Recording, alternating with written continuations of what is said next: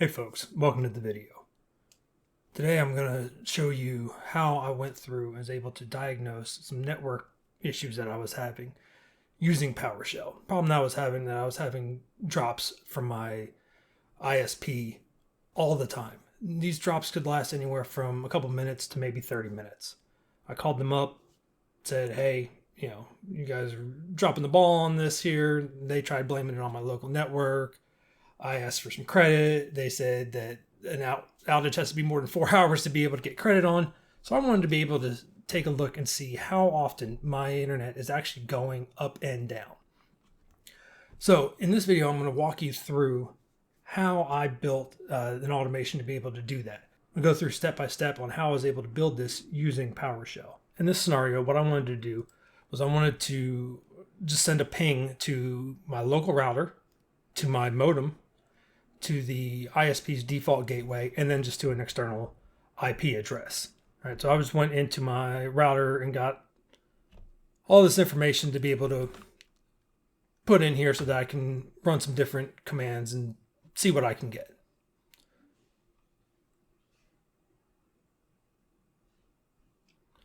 Obviously, these aren't my real modem and gateway because just so you can see which devices are coming in and out and how we're going to get that information.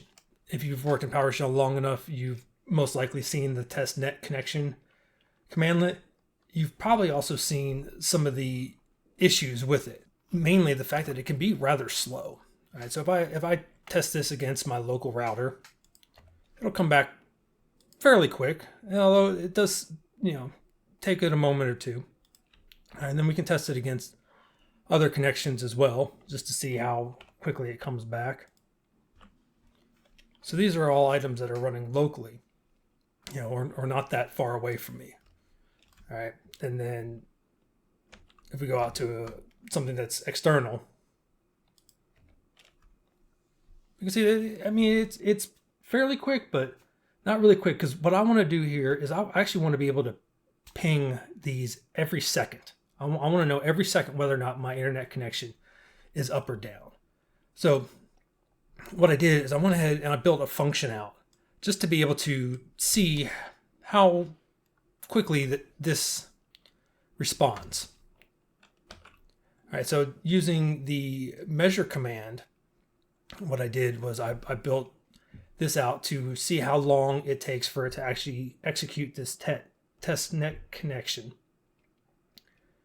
and then output both the response time and the total milliseconds that it takes to run the command. All right, so I'm going to run this function here against the same 4 IP addresses that I just tested. And we'll be able to see how long it's actually taking to execute each one of these commands.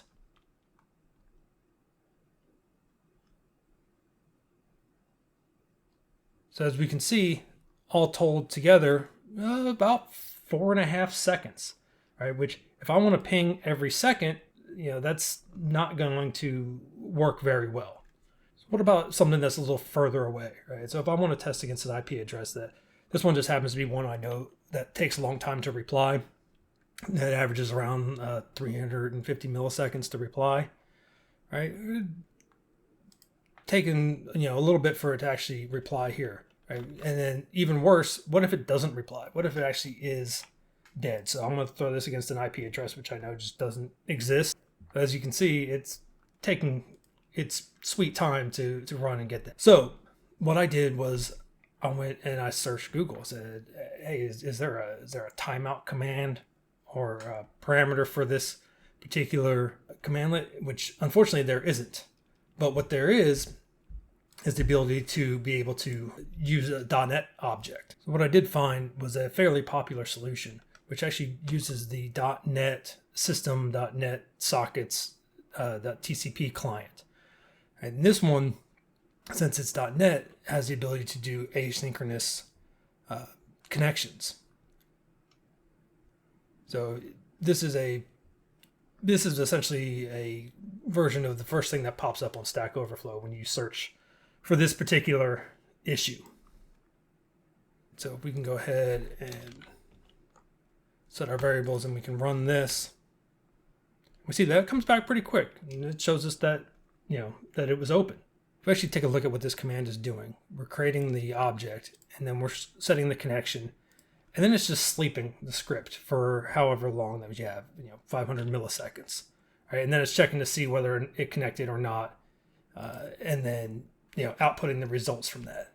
That's not really a convenient way to be able to do this, because no matter what, we're going to wait for this timeout every single time, right? Because this is just sleeping the script until we do it. The nice thing about this being .NET is that you can use the full functionality of .NET, which includes asynchronous execution. All right, so what we can actually do is create this object, create our connection just like we did before, but then we're going to use the async wait handle, and then wait 1, which is 1 millisecond, giving it a timeout value, right? So if it connects within that amount of time, it's going to go ahead and continue the script.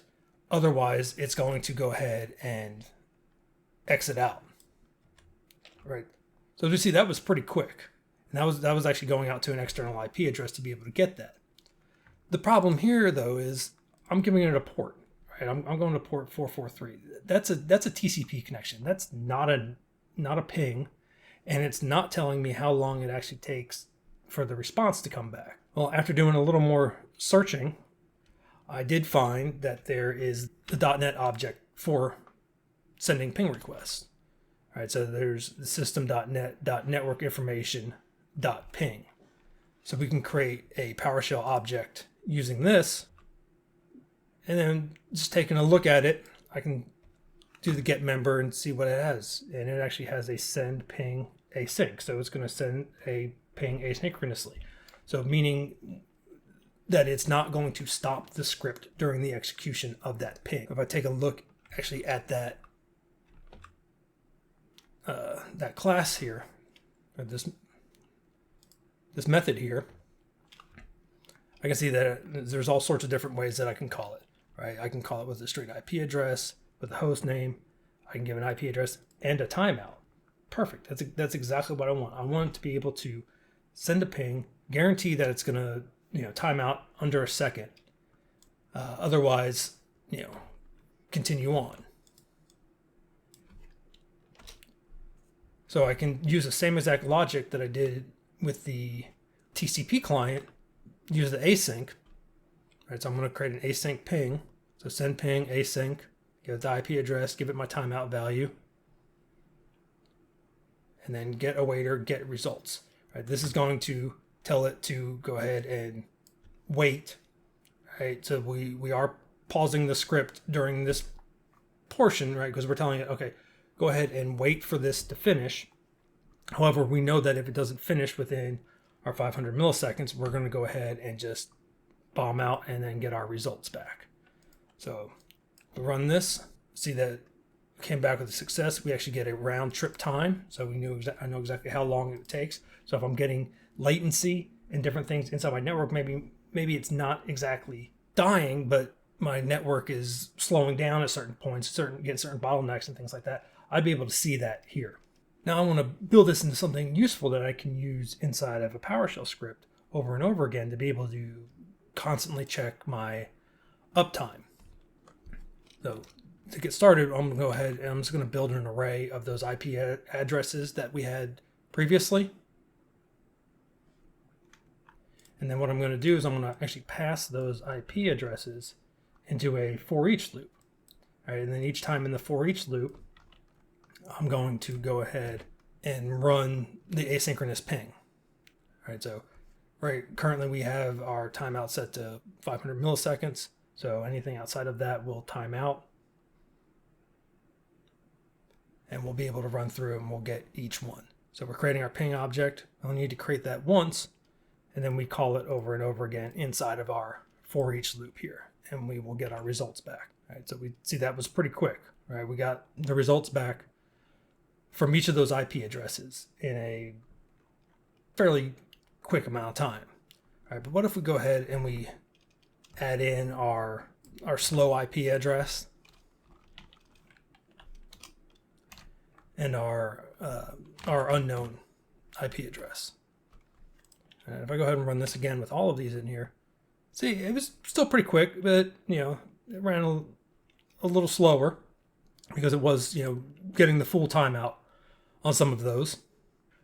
One of the things that you'll notice is on timeout, we're not getting the address back. So I don't really here know which address actually failed, right? I can assume it by taking a look at the other ones, but that's not really helpful information.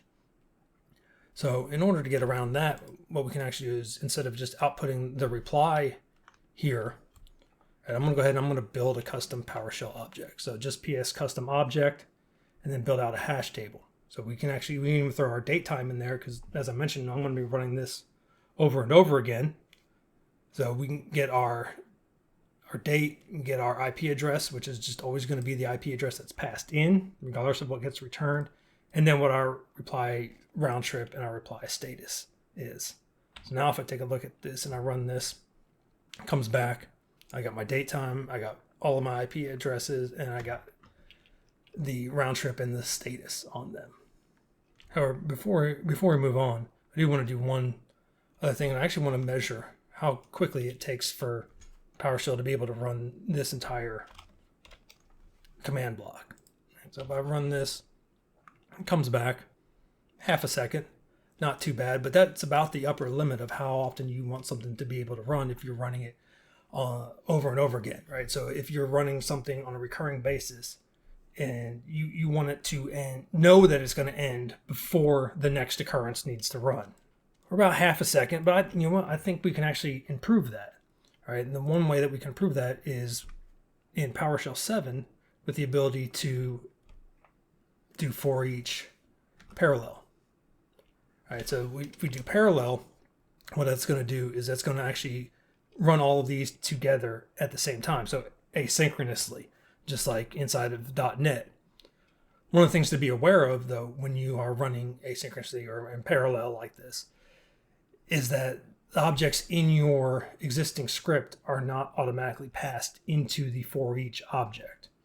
If we were actually running this ping here like this, it's not going to be able to see it. These commands inside of here will not be able to see it. Now you can use what's called using inside of here, and that will pass it through. However, this won't work in here. We're already getting a red squiggly on this because this is not the type of expression that can use this. This is going to constantly cause issues and problems because that it's trying to use that same ping object over and over again. Now we can use it on our timeout here without a problem, right? So that's just that 500 millisecond parameter, right? But for something like this where you're actually creating an object, what you want to do is actually put that inside of the for each, right? So even though it's creating a new object each time that it runs through, they're all running in parallel to each other. So it'll actually run quicker. It'll create new ones. So we see as we ran that, it was noticeably quicker. All right, so if we go ahead and wrap our measure command around this again, we see they would basically cut our execution time in half. Right, so it's only taking us a quarter of a second to run, and we're running with failures and long ping times and other issues that we may be running into as well. And I can even go ahead and increase my timeout here.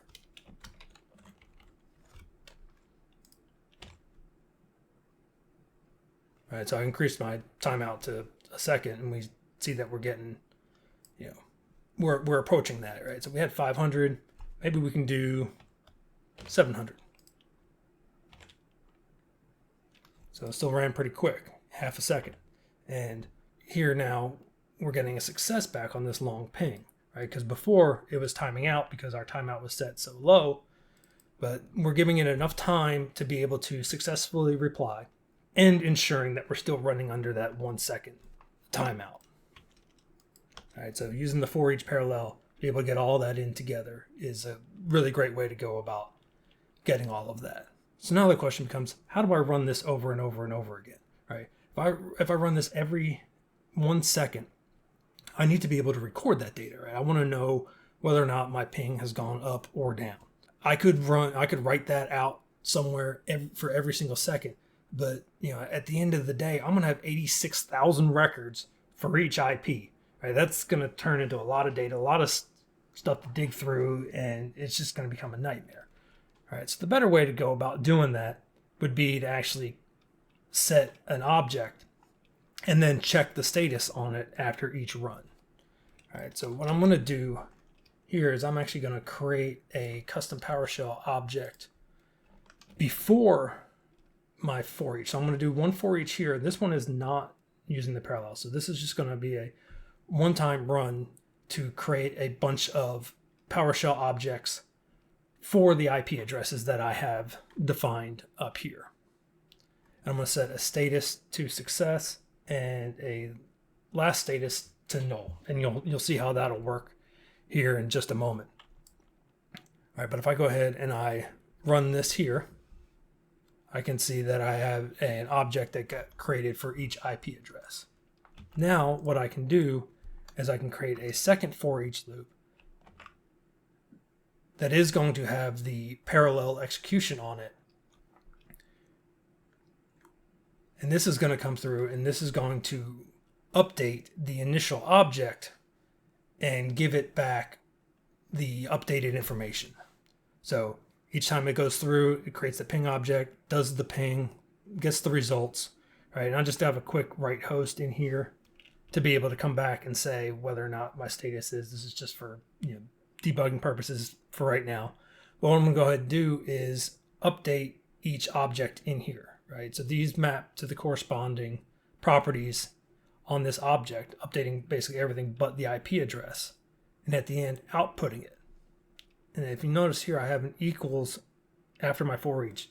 So essentially what this is doing is it's creating the ping object, doing the ping, getting the reply, setting a new date, setting the updated round trip time, setting the last status to what the previous status was, and then setting the new status. What this is going to allow me to do is see when a status has changed, right? So I could go back through and build in all these checks in here to have this run all of this inside of my for each parallel, but that's going to get really confusing really quick, right? So we just do a quick run through of this and you'll see how the output looks. We have our date time, we have our IP address, we have our status, and then we have our last status. So everything came back. We see that we timed out on a couple of these and other ones work just fine. If I run this again, all right, we see that this one actually timed out. So going out to Google actually timed out on me this time. So looks like I'm still having my network issues. And what I can actually do with that is I can come down here and I can get my ping test and I could say where object status not equal last status. Go ahead and give me the output on that. And there's the one that changed. What that'll allow me to do is to go out and record that one last change. What I'll go ahead and do is I'm going to just set a quick path here to be able to output to a CSV. So this is a folder that I have that already exists. Obviously, if you're doing a unattended automation, you would want to add in some functionality in your script to be able to determine whether or not that folder exists. But for simplicity's sake, we're just going to stick with getting our output here. What I'm going to do now is I'm going to go ahead and output the results of this out to a CSV file, right? In this case, the CSV is perfectly fine because this is just some flat data. We just need quickly to be able to determine, record the date and time when things failed to run. So I'm going to go ahead and just create a CSV path based upon the IP address. So each IP is going to have its own file that I'd then be able to go back through and look at. So if I come in here and I take a look, I can see that it recorded my timeout that I had here. Now, as I mentioned previously, when I said the last status here is set to null, and there's a reason for that. The reason for that is going to be that we want to be able to record the first time that this runs, right? In case that it goes through multiple times. And actually, I'm I have a typo in there that should be set to start, right? So that we record our start time. That way, if I run this script for a day and then a week later I run it again, I'm not going to show an uptime of a week in the time between them running, right? I'm going to show that, okay, we started a new check and we're going to go through here and we're going to take a look and see what we have. So we're running through, we're getting our ping tests. So if we run this again, we can see if anything else has changed as well. So we see that the Google has come back up. If we run that again, we'll see that this is now showing us back up, right? And so hence the reason behind wanting to ping every second. We're going to know right when something goes up or down. And so how am I going to run this every second? A good way to do that is with a while loop, right? So when you're creating a while loop, you always want to put, you can set while true and it will just run as long as that script wants to run. But typically not the best approach to do things, because you could forget that it's running and have this sitting on a server and just running forever. All right, so what I'm going to actually do is I'm going to create a stopwatch object. So system diagnostics.stopwatch, start new, while timer, total hours less than 24. All right, so tell it run for 24 hours. Close off that while loop. You can throw some formatting in there to make it nice and pretty. And then we can go ahead and we can run this. Now, remember previously that this was taking about half a second to 3/4 of a second to run. All right, so we can see that it's processing through. We're getting some timeouts and some destination host unreachable. All right, but if I actually take a look at this, I'm going to go ahead and just throw in a write host down in here to be able to see how long it's taking between each run. I'm going to go ahead and remove these couple extra ones. So I know that we're getting good connection data, assuming my network stays up during this recording, but I know that we're getting good quick responses back. If I go ahead and I run this, you can see this is running a lot more than once a second. All right, so we're seeing we're running, I don't know, 10, 12 times per second. Right, that's a little too quick. That's a way to get yourself throttled or get them to block your IP address, especially if you're pinging external resources. Every second they're usually not going to care about. Right, so what we can actually do here is we don't want to put a start sleep at the bottom of this, because we want it to actually run every 1 second, right? So we want to take the amount of time that it took to execute and then add in whatever additional milliseconds up to 1 second. All right, so how are we going to do that? So the way that I can do that is actually by creating a second stopwatch. All right, I'm going to call this one run timer. And the same thing again, just start new. And then down at the bottom of my script, what I'm going to do is I'm going to tell it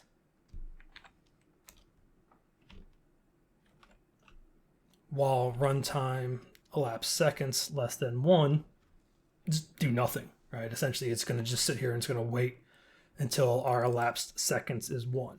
So at the top of our while loop, we're starting a new run every time, all right? And then we're going to come through, we're going to do our for each, get all of our information, and then whatever time's left over is going to be spent sitting here in this while loop. All right, so now if I run this, come back, see 1 second, 2 seconds, 3 seconds, 4 seconds. Perfect. We have this running and we're getting data and it's being passed in and out.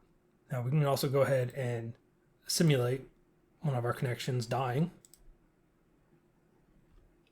There we go. We just had a timeout. I'll give that a couple seconds, let that run through.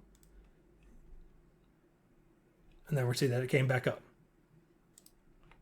Here, so now see that I have a CSV file coming back for each and every one of the IP addresses that I was checking. And this is the one that I had go up and down. So we see our start time, see our success, and we see our timeout, and then we see where it came back up again.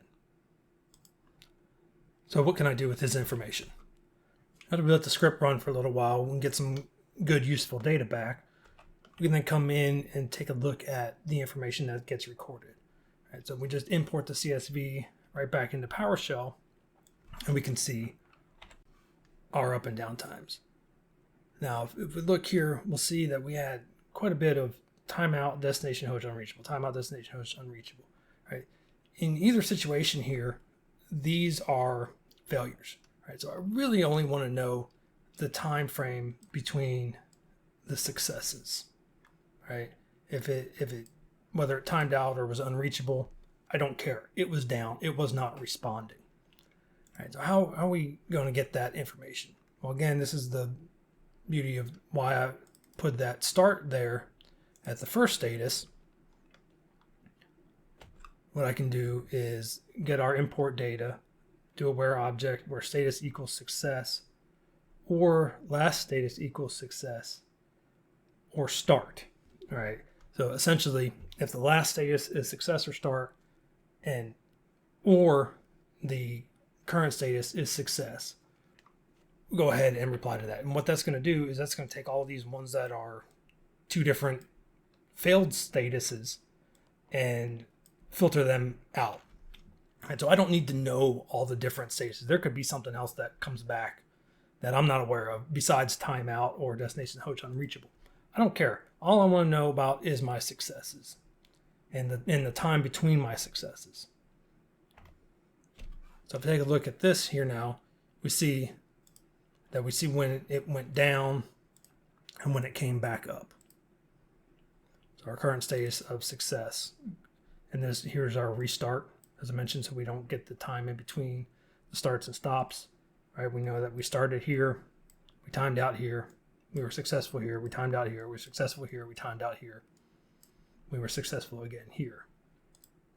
So now what I need to do is I need to be able to measure the time in between each one of the successes and the failures. So I'm going to start with creating a variable here called last time and setting it to null. What this is going to do is I'm going to then build in a for each that's going to go through each one of my ping times and measure the time between it. Set the last time to null to begin with. That way we can filter out the very first one because there is no time before, right, on our first one. We also need to be able to account for when the script restarts, right? So we don't want to consider it a success between the end one here and the start here, right? We want to be able to filter that out. So first thing I'm going to do is I'm going to check the last status. If the last status equals start, I'm going to go ahead and set my last time back to null.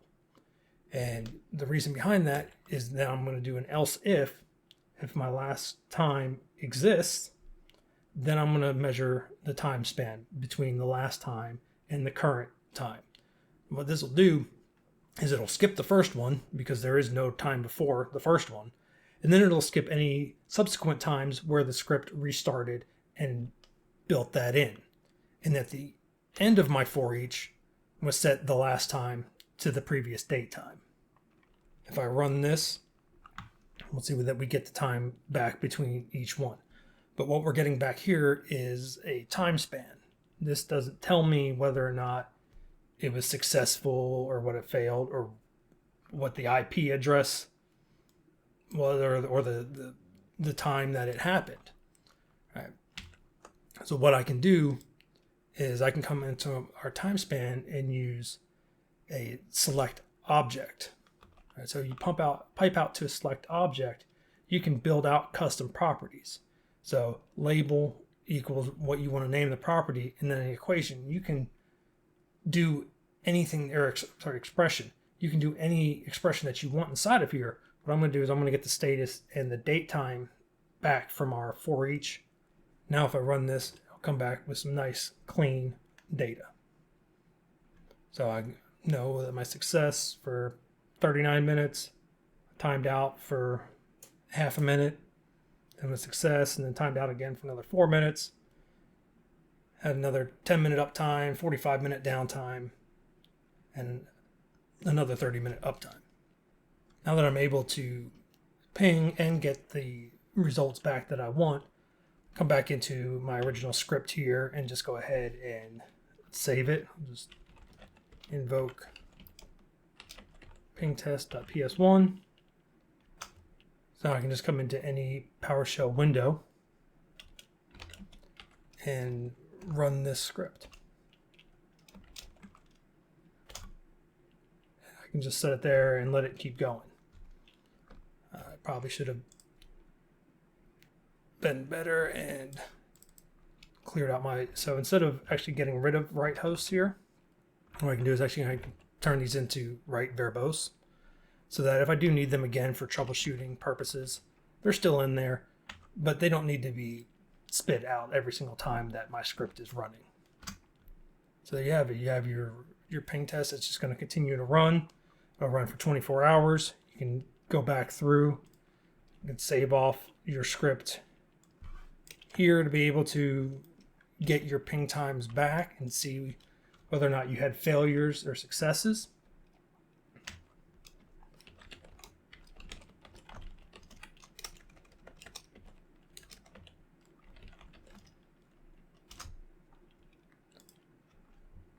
And be able to easily identify when and where something went up or down on your network. Now, as I mentioned, one of the reasons behind building this script here is to be able to measure up and down time. It does have the added benefit of being able to get you that round trip time, which we returned in here. And we're not doing anything with that now, right? Because we don't want to write, as I mentioned, we're pinging every second. We don't want to write 86,000 records for each IP, for each day, to CSV file. That's going to get ridiculously out of hand, right? But what you can do is you can then take that data somewhere else, right? Write that to a SQL or a data explorer or something where you'd actually be able to get that data trending and be able to see, am I getting latency at certain times on my network here or there? And that's where we're going to look at in our next video. We're going to take this same exact script that we have here, but instead of only writing when a status changes, we're going to write every single time, but we're going to write it to a SQLite database on our local machine that will then be able to go back through and get trending and data on in a easy to manage fashion.